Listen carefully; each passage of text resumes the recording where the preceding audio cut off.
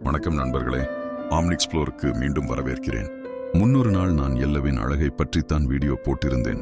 ஆனால் இன்று அந்த அழகான இடத்தில் நடந்த ஒரு துயரமான நிகழ்வை பற்றி பேச வந்திருக்கிறேன்.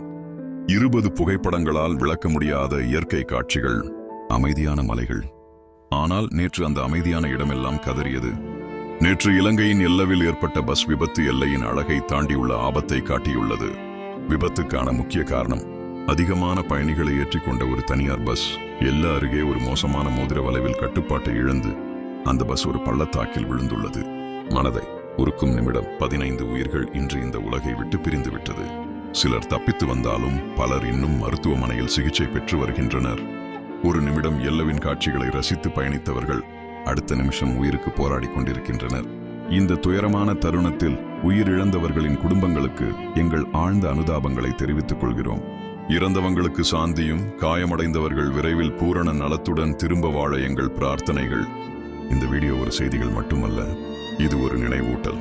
வாழ்க்கை எப்போது என்ன நடக்கும் என்று தெரியாது. எப்போதும் பாதுகாப்பாக இருங்கள். ஒருவருக்கொருவர் ஆதரவாக இருங்கள். இந்த வீடியோவை மற்றவர்களுக்கும் பகிர்ந்து விழிப்புணர்வை ஏற்படுத்துங்கள். எல்லவிற்காக பிரார்த்தனை செய்யுங்கள். பாதுகாப்பாக இருங்கள்.